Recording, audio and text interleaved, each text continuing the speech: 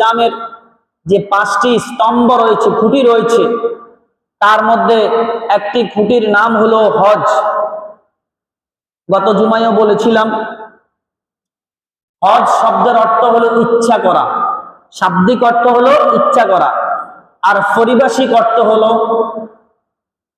নির্দিষ্ট মাসে, নির্দিষ্ট সময়ে, নির্দিষ্ট কিছু স্থান তওয়াফ করা, অবস্থান করাকে হজ বলে। তাহলে নির্দিষ্ট মাস লাগবে, নির্দিষ্ট জায়গা লাগবে। নির্দিষ্ট মাস হলো হজের মাস, জিলহজ মাস। আর নির্দিষ্ট জায়গা হলো মক্কা মুআজ্জামার মধ্যে যে বাইতুল্লাহ আছে, সাফা মারওয়া আছে, তারপরে যাই আরাফা আছে, এগুলা। হজের ফরজ হলো 3টি। একটি হলো ইহরাম বাঁধা, 2 নম্বর হলো তওয়াফ করা, 3 নম্বর হলো আরাফার ময়দানে অবস্থান করা। এই 3টা কাজ ছাড়া হজ হয় না। হজের ওয়াজিব হলো হজ্জের ওয়াজিব হলো 6টি, আর হজের সুন্নত হলো 8টি। তো ওয়াজিব যদি ছুটে যায় তাহলে এটার পরিবর্তে দম দেওয়া লাগে। দম দিলে ওয়াজিব যেটা ছুটে গেছে এটার ক্ষতিপূরণ হয়ে যায়। আর সুন্নত ছুটে গেলেও হজ সম্পন্ন হয়ে যাবে, কিন্তু ফরজ ছুটে গেলে হজ সম্পন্ন হবে না। হজ কার উপর কখন ফরজ? কোন ব্যক্তি তার আহলে ওয়ায়ালের খরচ বরচ দেওয়ার পরে, মানে ধরেন আমরা বাংলাদেশে আছি, বাংলাদেশ থেকে সৌদি আরব পর্যন্ত অর্থাৎ বাইতুল্লাহ পর্যন্ত যাওয়ার যে রাস্তার যে খরচ আছে, এই খরচ যদি তার আহলে ওয়ায়ালের জিম্মাদারি যেটা আছে, তাদের যার উপর তার আহলে ওয়ায়ালের দায় দায়িত্ব আছে, তাদের খরচ দেওয়ার পরে এরপরে বাকি উদ্বৃত্ত যদি এমন টাকা থাকে যে টাকা দিয়ে সে বাইতুল্লাহ পর্যন্ত হজ করতে পারবে আর 5 দিন ওইখানে অবস্থান করতে পারবে। হজের মূল হলো 5 দিন। হজের মূল হলো কয় দিন? 5 দিন। এই 5 দিন ওখানে যদি অবস্থান করার মতন কি রাখে, এই ওখানে থাকার মতন তার অর্থ থাকে এবং কি যাওয়ার জন্য যদি কি থাকে, মাল থাকে, তাহলে তার উপর হজ ফরজ। আরো কিছু শর্ত আছে এটার মধ্যে, মোট 7টি শর্ত। আরেকটি শর্ত হলো সে আকল হইতে হবে, অর্থাৎ জ্ঞান সম্পন্ন লোক হইতে হবে। পাগল হইলে পাগলের উপর হজ ফরজ না। মুসলমান হইতে হবে, কাফের উপর হজ ফরজ না। এরপরে তার অঙ্গ প্রত্যঙ্গ গুলা সহি সালেম থাকতে হবে, মানে এগুলা সুস্থ থাকতে হবে। প্রতিবন্ধীর উপর হজ ফরজ না, যেহেতু এটা হজ করতে হলে তার শারীরিক কি অবকাঠামো গুলা ঠিক থাকতে হবে। এরপরে রাস্তা নিরাপদ হইতে হবে। রাস্তা কি হইতে হবে? নিরাপদ হইতে হবে। এবং কি মহিলার জন্য তার মহরম সাথে থাকতে হবে, মহরম সাথে থাকতে হবে। মোট 7টি যদি জিনিস পাওয়া যায় তাহলে তার উপর হজ ফরজ হয়ে যাবে। কি হয়ে যাবে? হজ ফরজ হয়ে যাবে। আমাদের অনেকের উপর হজ ফরজ, কিন্তু আমরা হজ আদায় করি না। বাইতুল্লাহ যাওয়ার মতন অনেকের ডিফিএস আছে, অনেকের হয়তো স্বর্ণ অলংকার আছে, অনেকের জমানো টাকা আছে, ইচ্ছা করলে হজ করতে পারে, কিন্তু সে হজ যাওয়ার মতন তারা আল্লাহ পাক তৌফিক দেয় নাই। গত জুমা আলোচনা করেছিলাম, যারা ইব্রাহিম আলাইহিস সালাম ডাক দিয়েছেন, আল্লাহ পাক রব্বুল আলামিন বলেছেন ওয়াআযিন ফিন নাস বিল হজ, আপনি মানুষদেরকে ডাক দেন যেন মানুষ কি করে? হজ করতে আসে। তো আল্লাহ পাক রব্বুল আলামিন বলেছেন ডাক দেন। তখন ইব্রাহিম আলাইহিস সালাম বলেছেন যে আমি ডাক দিলে মানুষ শুনবে কিভাবে? তখন তিনি বলেন আল্লাহ বলেন যে আপনার কাজ হলো ডাক দেওয়া, মানুষকে আহ্বান করা, আর পৌঁছায় দেওয়ার দায়িত্ব হলো আমার। তখন পাহাড় নেমে গেছে, ইব্রাহিম আলাইহিস সালাম ডাক দিয়েছেন, হে দুনিয়ার মানুষ সকলেরা, আল্লাহ পাক রব্বুল আলামিন একটা ঘর নির্মাণ করেছে, তোমরা এই ঘরের মধ্যে হজ করতে আসো। এই কথা যখন এলান করে দিলেন, যখন পাবলিসিটি করে দিলেন, যাদের কপালে হজ ফরজ আছে মায়ের গর্ভে এবং বাপের পিঠে যত মানুষ দুনিয়াতে আসবে সকলের কানে কানে আল্লাহ পাক রব্বুল আলামিন এই ঘোষণা পৌঁছায় দিলেন। আর যারা হজ করবে তারা সাথে সাথে বলেছে লব্বাইক, কি বলেছে? আর যারা লব্বাইক বলেছে তাদের কপালে হজ আছে, তারাই কি করবে? হজ করবে। এই জন্য যাদের উপর হজ ফরজ তারা হজ অবশ্যই করা উচিত। আর এই বাইতুল্লাহ ইব্রাহিম আলাইহিস সালাম নির্মাণ করার পরে এরপরে আল্লাহ রাসূল সাল্লাল্লাহু আলাইহি ওয়াসাল্লাম আল্লাহ পাক রব্বুল আলামিন বলেছেন যে মানুষকে আপনি হজের দিকে মানুষকে আহ্বান করেন। তিনি আহ্বান করলেন। আর এই ঘর আল্লাহ পাক রব্বুল আলামিন ইব্রাহিম আলাইহিস সালামের সাথে সর্বপ্রথম নির্মাণ করিয়েছেন ঘর আকারে। এই কথা আল্লাহ পাক রব্বুল আলামিন সূরা আলে ইমরানের মধ্যে ইরশাদ করে বলেন, ইন্না আউওয়ালা বাইতিন উদিয়া লিন-নাস লাল্লাযী বিবাক্কাতা মুবারাকান ওয়া হুদাল লিল আলামিন। সর্বপ্রথম যে ঘর আল্লাহ পাক রব্বুল আলামিন মানুষের জন্য নির্মাণ করেছেন সেই ঘর হলো বিবাক্কাতা, তার নাম হলো বাক্কা। তার নাম কি? বাক্কা। মক্কা শরীফের নাম কি? বাক্কা। কোরআন মজিদের মধ্যে আসছে বাক্কা। মক্কা শরীফের এক নাম আছে বাক্কা, অনেকগুলো নাম আছে, তার নাম হলো এক নাম হলো বাক্কা। তো কিতাবের মধ্যে তাফসীরি কিতাবের মধ্যে লিখেছে বাইতুল্লাহ এবং তার আশপাশের জায়গাকে বাক্কা বলা হয়, আর অন্যান্য এলাকাকে বলা হয় মক্কা। অন্য এলাকার কি বলা হয়? মক্কা। আর বাইতুল্লাহ তার আশেপাশের জায়গাকে বলা হয় বাক্কা। বাক্কা কেন বলা হয়? এখানের মধ্যে রাজা বাদশাহ নারী পুরুষ সবাই খলত মলত হয়ে যায়। কেউ আগে নামাজ পড়ে, কেউ পিছনে নামাজ পড়ে, কোনো ভেদাভেদ নাই, কোনো ভেদাভেদ নাই, মিশ্রিত হয়ে যায়। চাই সে রাজা হোক, চাই বাদশাহ হোক, সবাই এক কাতারে দাঁড়িয়ে যায়, কেউ আগে আবার কেউ পিছে, কেউ কখনো পিছে আবার কেউ কখনো আগে। এই জন্য এটাকে বলা হয় বাক্কা, যে এখানে কোনো ক্ষমতা চলে না, একমাত্র আল্লাহ পাকের ক্ষমতা। আর এখানে মধ্যে মানুষ বিভিন্ন রকমের মিশ্রিত মানুষ একত্রিত হয়ে কি করে? তওয়াফ করে, আল্লাহ পাক রব্বুল আলামিনের ইবাদত করে। হুদাল লিল আলামিন, মানুষের জন্য হেদায়াত। ফিহি আয়াতুম বাইনাত মাকাম ইব্রাহিম, সেখানে রয়েছে স্পষ্ট আল্লাহর নিদর্শন, সেটা হলো মাকাম ইব্রাহিম। মানে যে স্থানে ইব্রাহিম আলাইহিস সালাম দাঁড়িয়ে মক্কা শরীফ নির্মাণ করেছেন এটাকে বলে মাকামে ইব্রাহিম, ইব্রাহিমের দাঁড়ানোর জায়গা। ওয়ামান দাকালাহু কানা আমিনা, আল্লাহ পাক রব্বুল আলামিন বলে যারা এই ঘরে প্রবেশ করবে তারা নিরাপদ লাভ করবে, তারা নিরাপদ হয়ে যাবে।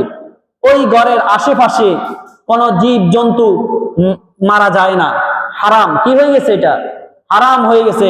ওখানে ওখানে যদি কোনো ভাই ভাইয়ের খুনিকেও দেখে অথবা তার বাবার হত্যাকারীকে দেখে, ওখানে তার প্রতিশোধ নেওয়া হারাম। কেসাসও নিতে পারে না, ওখানে প্রতিশোধও নিতে পারে না। যে ব্যক্তি খুনিও প্রবেশ করলে সে নিরাপত্তা লাভ করবে। কি লাভ করবে? ওয়ামান দাকালাহু কানা আমিনা, যে ব্যক্তি ওখানে প্রবেশ করবে সে নিরাপদ হয়ে যাবে।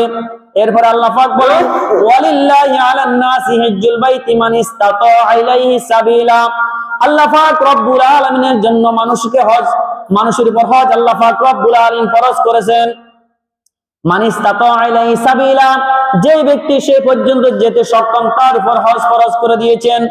ওয়ামান কাফারা ফা ইন্নাল্লাহা গনিয়ুন আনিল আলামিন, যে ব্যক্তি অস্বীকার করবে, ওমান কাফারা ফা ইন্নাল্লাহা গনিয়ুন আনিল আলামিন, আল্লাহ পাক রব্বুল আলামিন দুনিয়াবাসীর মুখাফিক কি নন। দুনিয়াবাসীর যে ব্যক্তি কুফরি করবে মানে কি? যে ব্যক্তি হজকে অস্বীকার করবে। তো হজকে অস্বীকার করলে তার তো ঈমান থাকবে না। আর যার উপর হজ ফরজ হওয়ার পরেও সে যদি হজ না করে, এটাও অস্বীকারের মধ্যে পড়ে। কিসের মধ্যে পড়ে? অস্বীকারের মধ্যে পড়ে যায়। এটা আল্লাহ পাক রব্বুল আলামিন পবিত্র এমন একটা ঘর, যে ঘরের উপরে 100টা রহমত আল্লাহ পাকের বর্ষিত হয়। এরপরে ওখান থেকে এই রহমত গুলা কি হয়ে যায়? সারা পৃথিবীর মধ্যে ভাগ হয়ে যায়। যেই ঘরের মধ্যে 1 রাকাত নামাজ পড়লে 1 লক্ষ রাকাতের সওয়াব পাওয়া যায়। এই জন্য আমরা ওখানে ইনশাআল্লাহ যাইতে রাজি আছি। তো ইনশাআল্লাহ আমরা নিয়ত করব, আল্লাহ পাক তৌফিক দান করেন। ইব্রাহিম আলাইহিস সালাম একটা দোয়া করেছেন, ফাজআল আফরিতাতাম মিনান নাস তাহওয়ি ইলাইহিম, রব্বুল আলামিন আপনি মানুষদের দিলকে বাইতুল্লাহর দিকে ঝুঁকাইয়া দেন যেন মানুষ এখানে হজ করতে আসে। তো আল্লাহ পাক রব্বুল আলামিন মানুষের দিলকে সেখান দিকে ঝুঁকাইয়া দিয়েছেন। কার না মনে চায় হজ করার জন্য? সবারই মনে চায়। তবে কেউ আছে অর্থের কারণে যেতে পারে না, আর কেউ আছে সময়ের কারণে যেতে পারে না। আল্লাহ পাক তৌফিক দান করেন। আল্লাহ রাসূল সাল্লাল্লাহু আলাইহি ওয়াসাল্লাম ইরশাদ করেন, মান হাজ্জা হাযাল বাইত ফালাম ইয়ারফাত ওয়া লাম ইয়াফসুক রাজা কামা ওয়ালাদাতহু উম্মু। আল্লাহ রাসূল বলেন, যে ব্যক্তি বাইতুল্লাহর হজ করবে আর হজের মধ্যে সে কি করলো না? হজের মধ্যে সে কোনো গুনাহের কাজ করলো না, কোনো অশ্লীলতা করলো না, কোনো জলগা করলো না, তখন ওই ব্যক্তির হজটা এমন হবে, ওই হাজী সাহেব হজ করার পরে তার গুনাহকে আল্লাহ পাক রব্বুল আলামিন এমন ভাবে ধুয়ে মুছে সাফ করে দিবেন, যেরকম ভাবে একটা নবজাতক বাচ্চা জন্মগ্রহণ করলে তার যেরকম গুনাহ থাকে না, ওই হাজী সাহেবেরও তার আমলনামার মধ্যে কোনো গুনাহ থাকে না। তাকে আল্লাহ পাক এরকম নিষ্পাপ করে দেন। হজটা শর্ত তিনটা। কয়টা? কি থাকতে পারবে না? কোনো গুনাহের কাজ করা, হজ করা অবস্থায় কোনো গুনাহ করতে পারবে না, কোনো অশ্লীল কাজ করতে পারবে না, যৌনাচার করতে পারবে না, কোনো জলগা করতে পারবে না। এই ঘরকে আল্লাহ রাসূল আল্লাহ পাক রব্বুল আলামিন ইব্রাহিম আলাইহিস সালামকে হুকুম দিয়েছেন যে এই ঘরকে আপনি সব সময় পবিত্র রাখবেন। কি রাখবেন? পবিত্র রাখবেন। তাদের জন্য যারা রুকু করবে, সিজদা করবে তাদের জন্য, যারা হজ করবে তাদের জন্য। সেই কথাটি আল্লাহ পাক রব্বুল আলামিন সূরা হজের মধ্যে বলে দিয়েছেন 26-27 নম্বর আয়াতের মধ্যে, ওয়াইদ বাওয়ানা ইব্রাহিম মাকানাল বাইতি আল্লা তুশরিক বি শাইআ ওয়া তাহির বাইতা লিত-তাইফিনা ওয়াল কাইমিনা ওয়ার রুকআইস সুজুদ। ইব্রাহিম আলাইহিস সালাম যখন বাইতুল্লাহ নির্মাণ করলেন, তখন আল্লাহ পাক রব্বুল আলামিন তিনাকে হুকুম দিলেন যে আল্লাহর সাথে কাউকে শরীক করো না, ওয়া তাহির বাইতিয়া, আর আমার এই ঘরকে তুমি পবিত্র রাখবে। তাদের জন্য লিত-তাইফিনা, যারা তাওয়াফ করবে তাদের জন্য ঘরটাকে পবিত্র রাখবে। ওয়াল কাইমিনা, যারা দাঁড়িয়ে আল্লাহ পাকের ইবাদত করবে তাদের জন্য। ওয়া রুকআইস সুজুদ, আর যারা রুকু করবে তাদের জন্য এই ঘরটা সব সময় কি রাখবে? পবিত্র রাখবে।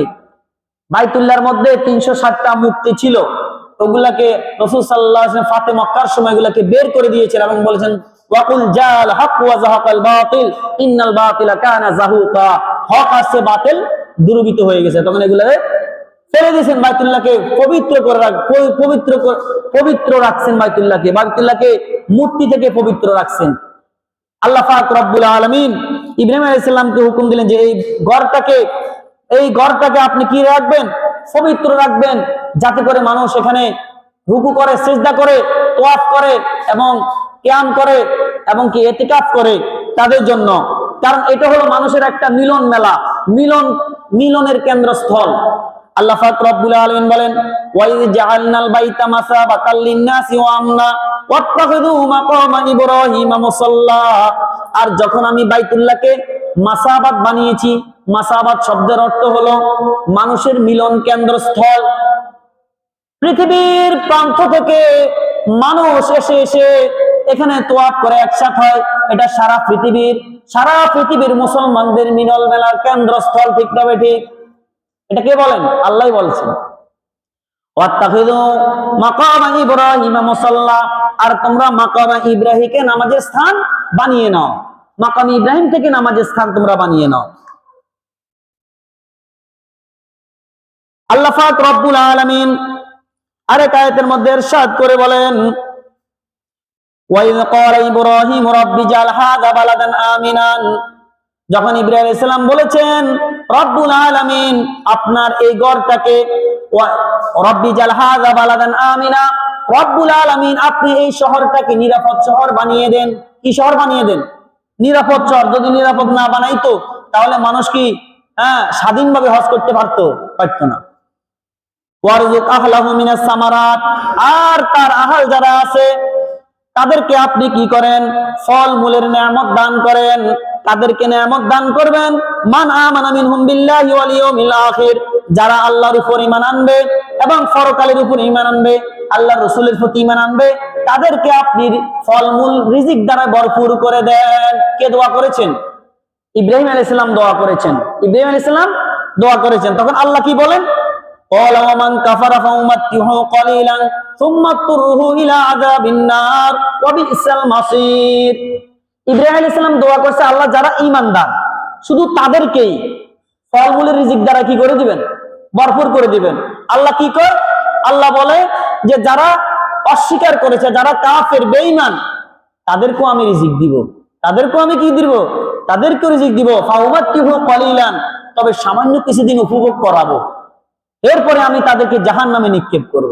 অর্থাৎ দুনিয়াতে রিজিকের দস্তরখান আম। আল্লাহর ইবাদত করলেও রিজিক পাওয়া যায়, ইবাদত না করলেও রিজিক পাওয়া যাবে, এটা আম। না হলে যদি আল্লাহর যদি এই সিস্টেম করতে যে ইবাদত করলে যদি কি রিজিক পাওয়া যেত আর ইবাদত না করলে রিজিক দিতেন না, তাহলে একটা কাফেরও এক গ্লাস শরবত, এক গ্লাস পানিও পেত না। এই জন্য দুনিয়া হলো পরীক্ষার জায়গা। পরীক্ষার হলের মধ্যে আপনি ভালো লেখলেও বাধা দেওয়া হবে না, শুদ্ধ লেখলেও বাধা দেওয়া হবে না, অশুদ্ধ লেখলেও বাধা দেওয়া হয় নাকি? কথা বলে না। পরীক্ষার হলের মধ্যে একটা স্টুডেন্ট যদি ভুল উত্তর লেখে, তাকে বলে তুমি ভুল লিখছো কেন? ভুল লিখতে পারবে না, বলেনি।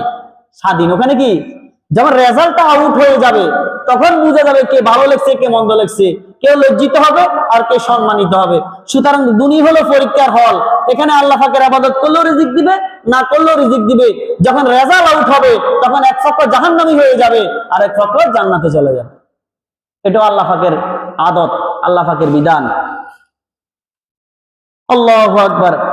যখন বাইতুল্লাহ রাসূল সাল্লাল্লাহু আলাইহি ওয়াসাল্লাম যখন মদিনায় গেলেন, রাসূল সাল্লাল্লাহু আলাইহি ওয়াসাল্লাম মক্কা থাকতেও কিবলা স্থান ছিল ইয়ার দিকে, এই বাইতুল মাকদাসের দিকে ছিল, কাবা ছিল, ওইদিকে ফিরিয়া নামাজ পড়তেন। তবে রাসূল সাল্লাল্লাহু আলাইহি ওয়াসাল্লাম মক্কা এবং এই বাইতুল মাকদাস দুটোটা যেন সামনাসামনি হয় এমন ভাবে নামাজ পড়তেন। তিনি চাইতেন যে এই বাইতুল্লাহটা আমাদের কিবলা হোক। আমাদের কি?